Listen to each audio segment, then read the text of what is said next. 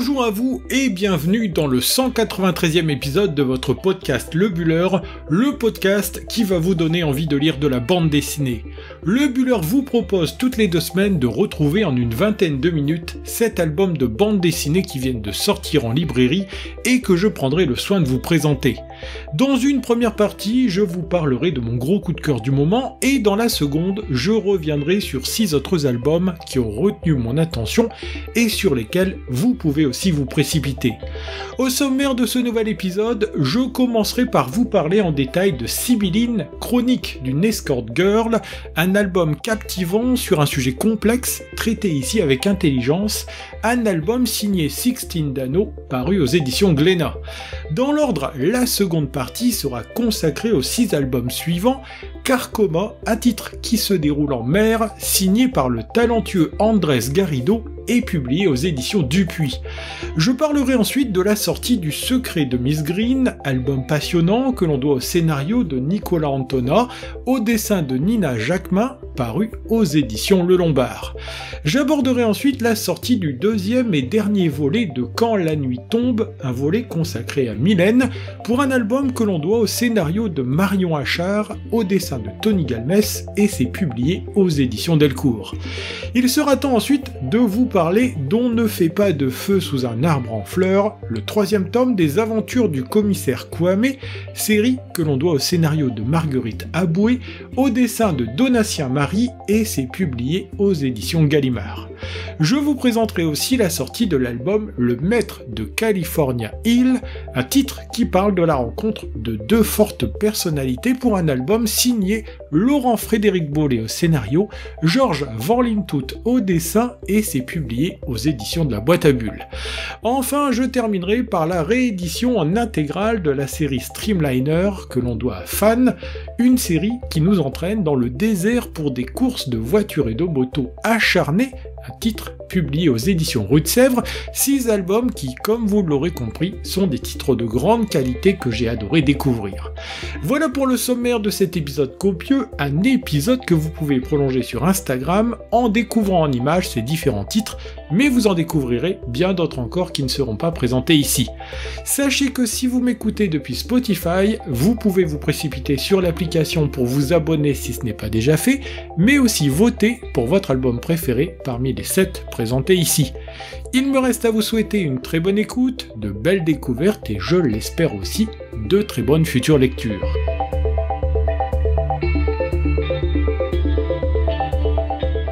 C'est un titre à la fois captivant et singulier que je voulais mettre en avant dans cet épisode, un album aussi beau graphiquement que dans sa mise en couleur, bref, une bonne surprise comme j'aime en découvrir en librairie chaque semaine, et vous les faire découvrir à mon tour. L'ouvrage en question s'appelle Sibylline, ce joli titre en rose qui se détache sur une couverture en noir et niveau de gris, sous-titré Chronique d'une escort girl. Il nous entraîne donc dans les pas d'une jeune femme qui pratique cette activité. Sibylline s'appelle en réalité Raphaël, elle est belle, brune, aux cheveux mi-longs, elle est jeune, ainsi quand on la découvre, elle fait son entrée à l'université dans un cursus en architecture. Hasard des hasards, le jour de la rentrée, elle fait la connaissance de Leila, autre jeune femme dynamique, avec qui se noue tout de suite une amitié qui sera importante pour notre héroïne, qui fait ses premiers pas dans la capitale. Pour pouvoir étudier, elle a quitté sa région natale et ça tombe bien, car on sent que la jeune femme a des envies de liberté et de grands espaces, une nouvelle vie qui démarre dans une ville de Paris où tout semble possible. Mais bon, Raphaël ne vient pas d'une famille fortunée, et pour pouvoir payer ses études et son loyer, un petit appartement sous les toits de Paris, elle va rapidement se faire embaucher comme serveuse dans un petit bar du quartier. C'est ainsi que la vie de la néo-parisienne s'organise dans les premiers temps, mais malgré cette bonne volonté et ce courage, difficile de se faire plaisir dans une ville où vivre est coûteux et où la tentation est à chaque coin de rue. Il s'avère que depuis peu, la demoiselle est aussi sollicitée sur son téléphone, souvent par des hommes plus âgés, ceux que l'on appelle les sugar daddies, pour passer de bons moments en leur compagnie, moyennant finance. Si dans un premier temps, elle ne semble pas du tout intéressée par cette opportunité de gagner de l'argent facilement, en discutant de tout cela avec Leila, il s'avère que la curiosité de franchir le pas est présente, avec la possibilité d'améliorer un quotidien sur le plan financier. C'est au moment où se noue une première histoire d'amour avec Julien qu'elle décide de rencontrer son premier client et ainsi de devenir escort girl, une escorte jouant le rôle de la femme enfant à la fois aguicheuse et fragile. Loin de faire dans le voyeurisme, l'autrice Sixtine Dano, au scénario comme au dessin, s'est appuyée sur le témoignage de jeunes femmes qui pratiquent cette activité et même d'un sugar daddy pour en dresser un portrait complet et complexe. À la fois féministe, voulant être indépendante, amoureuse ou laissant les sentiments à distance, elle dépeint une jeune génération qui se cherche et qui refuse surtout de tomber dans une précarité dans laquelle le quotidien n'est qu'une suite de privations. Jouant de leur charme, tout en gardant une certaine innocence, on découvre aussi deux jeunes femmes qui font l'apprentissage de leur féminité et de leur pouvoir de séduction vis-à-vis d'hommes qui usent de leur côté de leur pouvoir financier, même si là aussi l'autrice fait entrer de la complexité.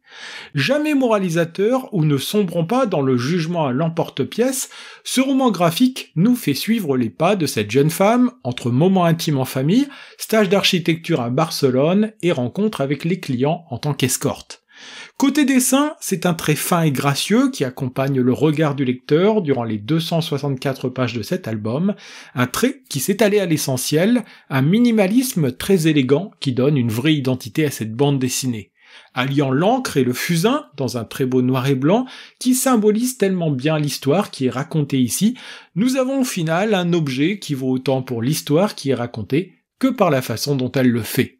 Ce sont les éditions Glénat qui publient ce superbe ouvrage qui est arrivé en librairie le 29 janvier dernier et comme vous l'aurez compris, ce fut pour moi un gros coup de cœur, un album sensible et intelligent que je recommande chaudement.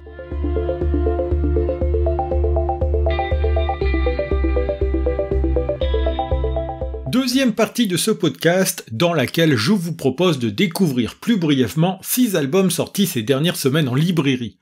C'est sur les flots que nous entraîne mon premier coup de cœur qui mélange à la fois une histoire de piraterie avec un soupçon de fantastique, un dosage plutôt réussi pour livrer une bande dessinée aussi mystérieuse que captivante.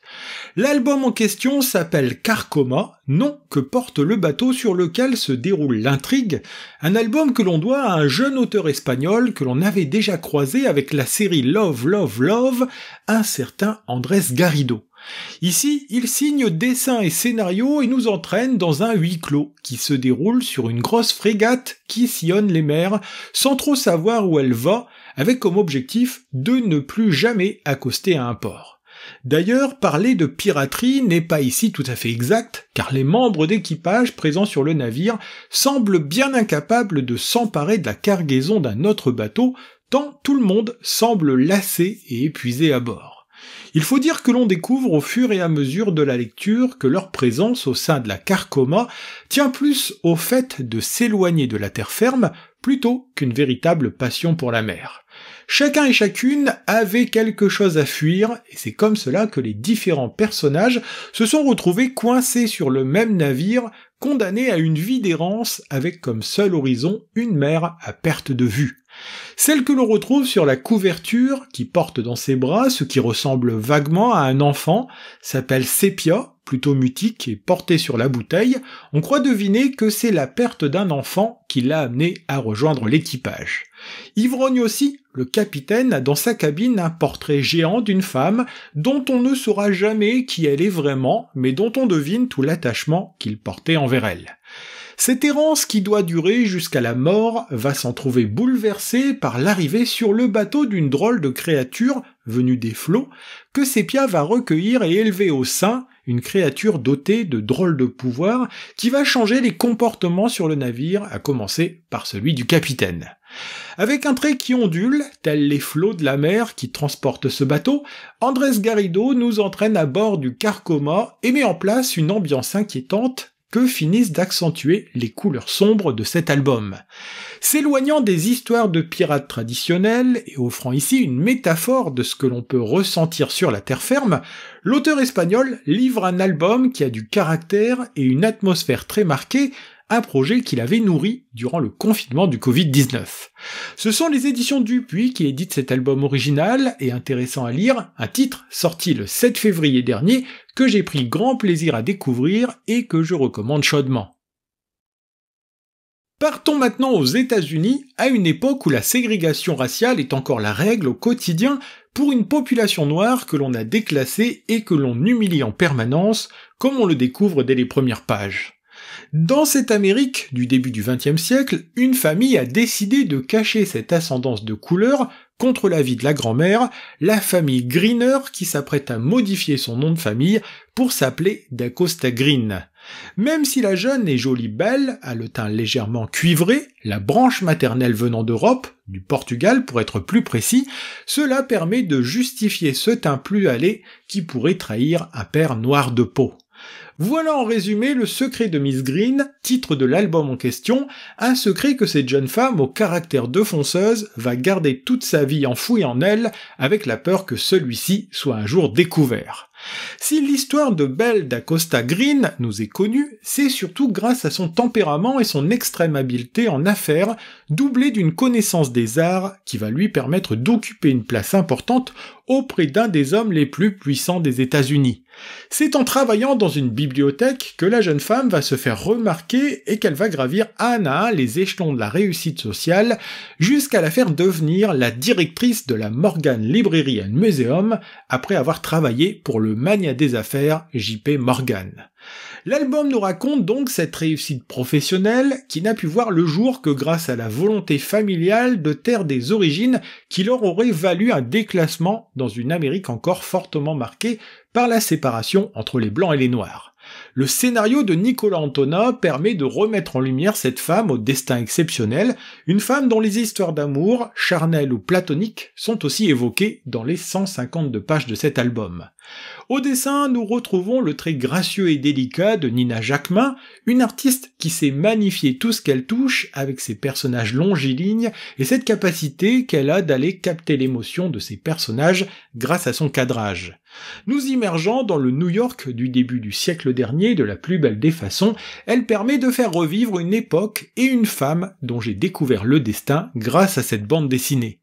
Ce sont les éditions du Lombard qui publient ce très bel album, un titre qui est aussi une piqûre de rappel sur ce que le rejet de l'autre peut avoir comme conséquence, même si dans le cas de Miss Green, il fut aussi un carburant pour toujours aller de l'avant.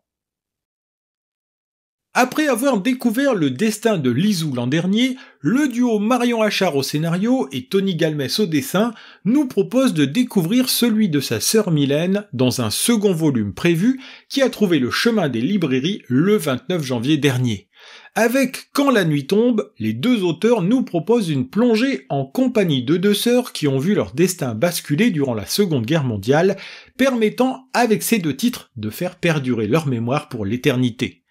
Au moment où l'Europe commémore les 80 ans de la libération des camps de concentration, ce deuxième tome, plus encore que le premier, est là pour nous rappeler quelle cruauté sans nom fut la solution finale pour le peuple juif d'Europe.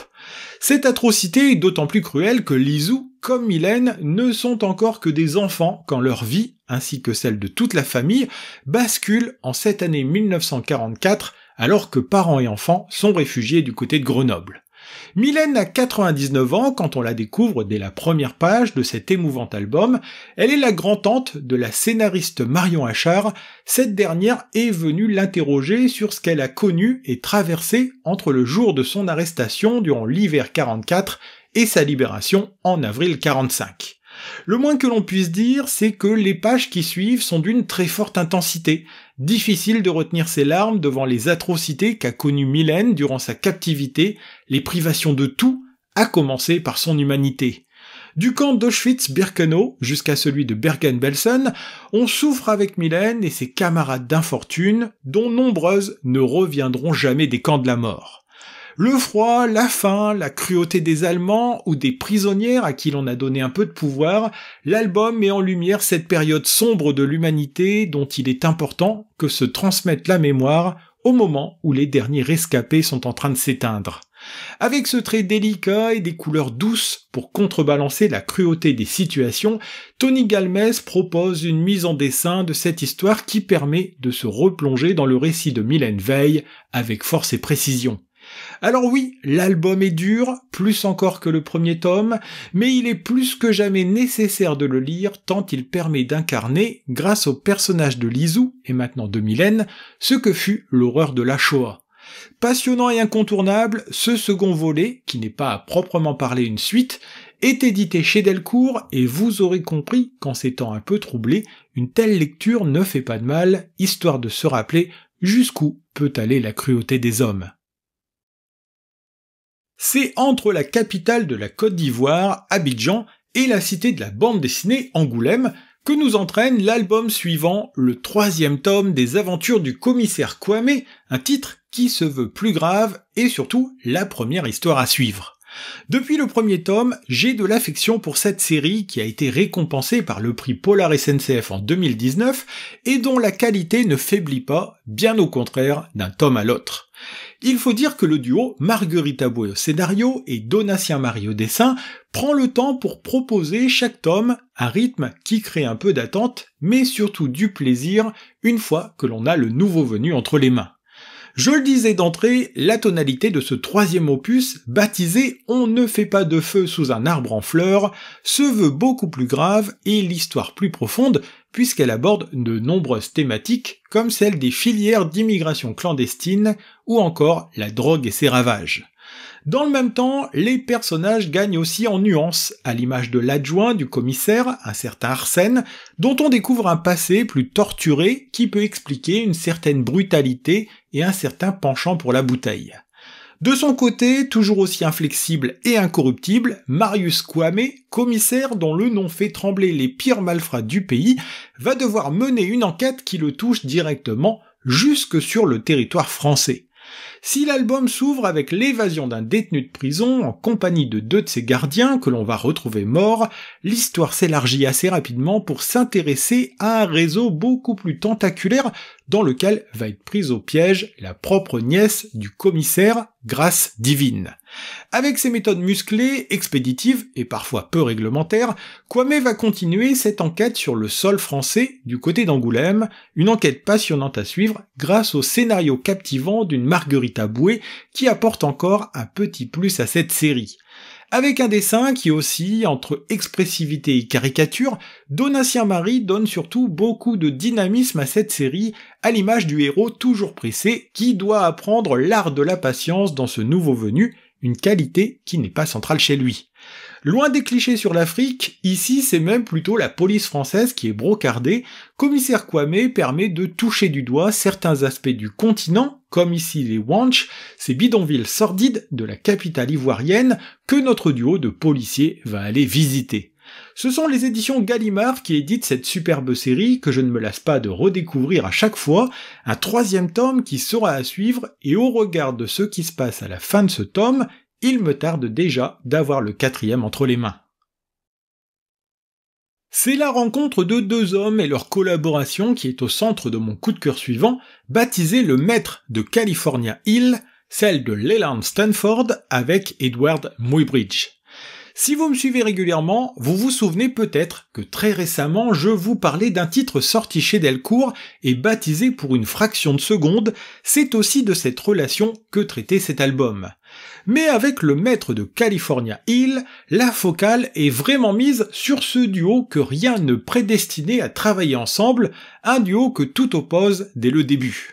Leland Stanford, celui-là même qui donnera son nom à la célèbre université californienne, est alors gouverneur de cet état et c'est un homme d'affaires avisé qui écrase tout sur son passage et qui file à toute vitesse, tel un cheval pur sang au galop. Edward Muybridge, d'origine anglaise, est un ancien libraire reconverti photographe avec une passion pour les inventions, originales et physiquement atypiques. C'est aussi quelqu'un de peu aimable. C'est parce que Stanford veut absolument avoir le cœur net sur un problème qui le mine et l'empêche de dormir, qu'il va embaucher le photographe et lui donner carte blanche et budget illimité pour prouver sa théorie. En grand amateur de chevaux qu'il est, Stanford soutient qu'au galop, le cheval n'a plus aucune patte qui repose sur le sol, donnant un peu cette impression de voler comme cela fut représenté en peinture. C'est pour prouver cela que Muybridge va imaginer un dispositif astucieux composé de 12 appareils photo, un dispositif qui sera presque à l'origine de l'invention du cinéma, paternité que revendiquera Muybridge contre Edison, entre autres. Le maître de California Hill nous raconte non seulement cette histoire, mais il se permet aussi dans la dernière partie d'interroger le fossé qui peut parfois exister entre la réalité et la légende, fossé que tente de combler un journaliste qui mène l'enquête et que nous suivons. C'est Laurent-Frédéric Bollé qui signe le scénario de ce superbe titre que l'on dévore avec grand intérêt, tant l'histoire sur laquelle il revient est passionnante et ne manque pas de rebondissements, comme avec l'assassinat de l'amant de la femme de Muybridge par le principal intéressé. Dans un très beau noir et blanc, plein de caractère, Georges Van Lintout signe lui la partie dessin avec un trait semi-réaliste qui fait non seulement revivre les principaux protagonistes de cette histoire, mais aussi tout le contexte de cette Californie du 19e siècle. Ce sont les éditions La Boîte à Bulles qui proposent ce superbe titre dans lequel on se plonge avec plaisir, un album captivant sorti le 5 février dernier pour une histoire qui s'étire sur 144 pages et que je recommande chaudement. Comme toutes les 2 semaines, l'épisode s'achève avec un album spécial, la réédition en intégrale de Streamliner, à l'origine un diptyque que les éditions Rue de Sèvres remettent à l'honneur dans un très bel album qui compte pas moins de 320 pages. C'est d'ailleurs un album qui sent la poudre et la poussière que l'on retrouve ici, un titre qui met à l'honneur une course non officielle qui verra s'affronter des voitures survitaminées et des motos en plein désert. L'histoire commence dans un petit endroit perdu des États-Unis, un bout de territoire privé, où le vieil Evel O'Neill a installé sa station-service et son motel, endroit très peu fréquenté jusqu'à l'arrivée de Billy Joe, le ténébreux chef du gang des Red Noses. Le vieil O'Neill vit là avec sa fille, c'est en réalité elle qui fait tourner la boutique, la jolie Crystal, que le papa a initiée dès son plus jeune âge au Streamliner, cette course automobile avec des véhicules survitaminés où tous les coups sont permis. À bord de sa Black Widow, capable de monter jusqu'à 500 km/h, O'Neill était une référence en la matière, il n'est maintenant plus qu'un vieux poivreau qui entretient la mémoire d'un lieu avec lequel il a une connexion intime. Et c'est ce lieu en question qui va être le théâtre d'un affrontement jusqu'à la mort entre certains des malfrats passionnés de voitures les plus redoutables, un affrontement où tous les coups sont permis, y compris refroidir définitivement ses adversaires. Après avoir fait monter le suspense autour de cette course mythique qui s'apprête à se dérouler, la deuxième partie de l'histoire nous plonge dans la Runaway Rebel Race, compétition que le lecteur va suivre de l'intérieur grâce au dessin dynamique de fans. Son scénario n'est pas en reste, il réinvente ici tout un univers avec des personnages hauts en couleur, que ce soit les hommes ou les femmes, une compétition palpitante à suivre et une ambiance générale qui tient vraiment en haleine de la première à la dernière page. Son trait, qui croque aussi bien les trognes des gangsters comme les corps de ces belles à moto, est aussi vif que les véhicules en question, un dessin rehaussé par les couleurs chaudes d'Isabelle Radaro. Entre le western et l'équipé du Cannonball, Streamliner est une histoire captivante du début à la fin, ouvrage qui se termine avec un petit dossier en mode magazine qui propose interview des concurrents et retour historique sur cette mythique course. C'est toujours aux éditions Rue de Sèvres que vous pouvez retrouver cette intégrale, sortie le 12 février dernier en librairie, un joli bébé qui dépasse donc les 300 pages et que j'ai découvert avec grand plaisir car j'étais passé à côté au moment de sa première sortie sous ce format-là en 2020. Ainsi se termine ce 193e épisode de votre podcast Le Buller, un épisode consacré dans sa première partie à l'album Sibylline, chronique d'une escort girl, un titre signé par la talentueuse Sixtine Dano et publié aux éditions Glénat. J'ai comme toujours pris plaisir à vous préparer et à vous présenter cet épisode, j'en profite pour remercier au passage les différentes maisons d'édition qui m'aident grandement dans cette tâche. Pour que puisse continuer d'exister ce podcast, n'hésitez pas à vous abonner, à laisser une note sur les plateformes de podcast ou encore à en parler autour de vous pour le faire connaître. Le Buller en images, c'est sur Instagram que ça se passe, sur le compte lebuller.podcast, vous y retrouverez la présentation des 7 albums évoqués aujourd'hui, mais aussi d'autres titres sortis récemment en librairie. C'est aussi le lieu idéal pour me contacter et interagir avec moi, et en attendant de vous retrouver le lundi 3 mars, je vous souhaite de très bonnes semaines, mais aussi de très bonnes lectures.